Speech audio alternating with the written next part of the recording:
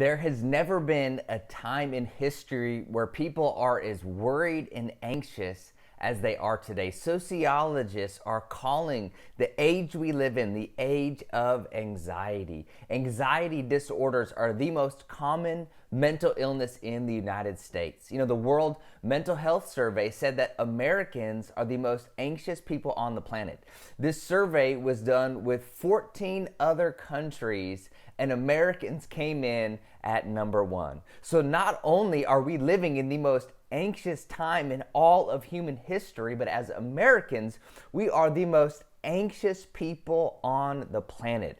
And it's even beginning to affect kids and teenagers. Psychologist Robert Lee said that the average high school kid today has the same level of anxiety as the average psychiatric patient in the early 1950s. So if you want to know how to stop anxiety, then you're not going to want to miss this video.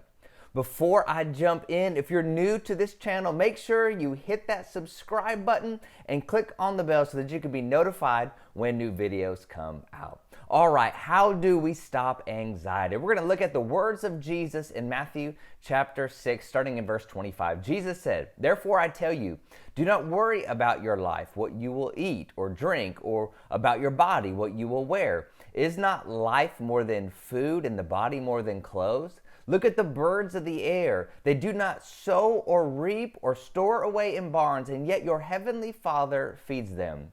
Are you not much more valuable than they?"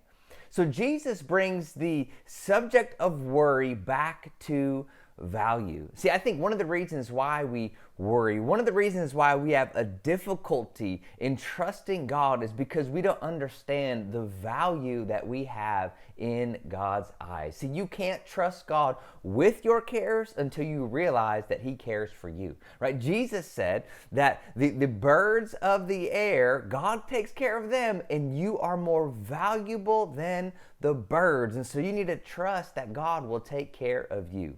You have to trust in God's care so that you can trust God with your cares. In fact, to the degree that you trust in God's care, to that degree can you trust God with your cares. And I love that Jesus said that the birds of the air don't sow or reap, and yet your heavenly Father cares for them.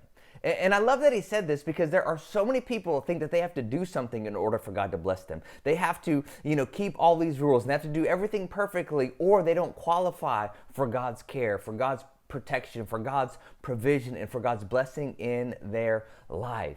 We think that God's care is based on our faithfulness and our obedience. But Jesus said, like the birds of the air, they don't sow or reap. They're not doing all the right things, and that your Father cares for them. And you are more valuable than the birds. So how much more will God supply and meet all of your needs? How much more will God care for you and look out for you?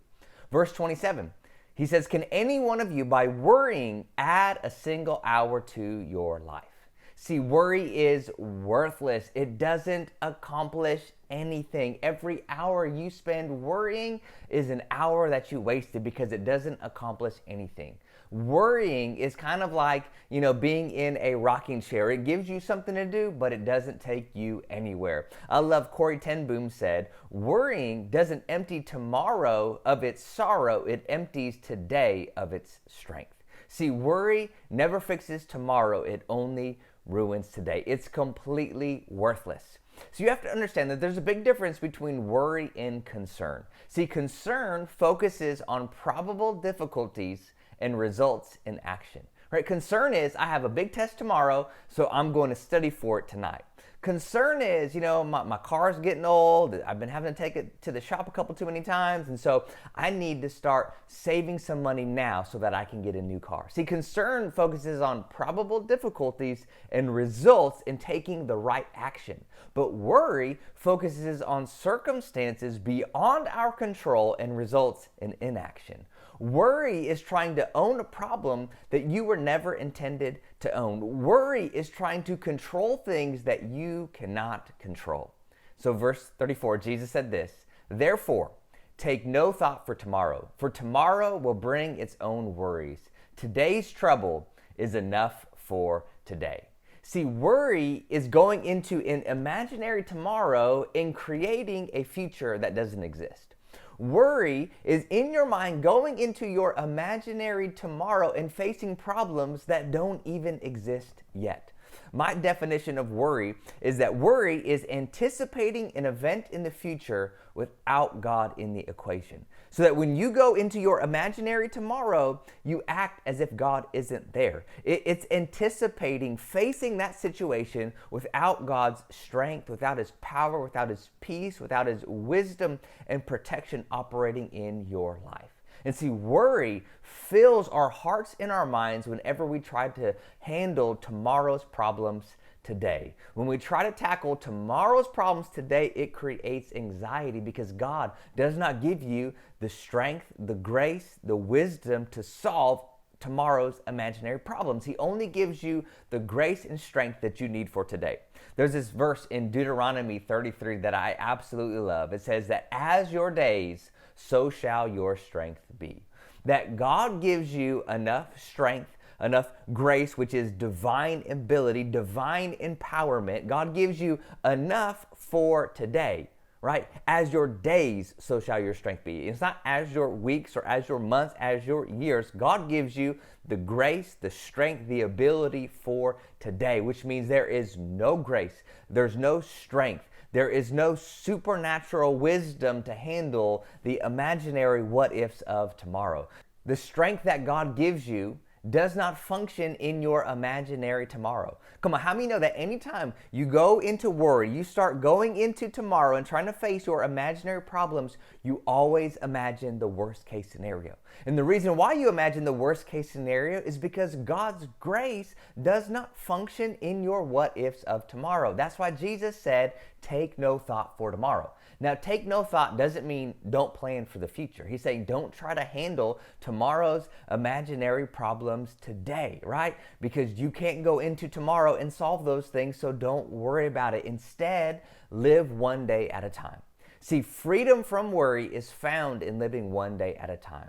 This is how to stop anxiety in its tracks. It's living one day at a time. Instead of going into your imaginary tomorrow and trying to face and solve a problem that does not exist yet, you live one day at a time. You choose to live in the present because this is where God's grace, this is where His strength and His power operates in your life. It's not in your imaginary problems, it's today. So handle your business today. Focus on today and trust God with tomorrow because you can't solve tomorrow's problems today. So don't worry about it. Focus on today and trust God with tomorrow. Live one day at a time.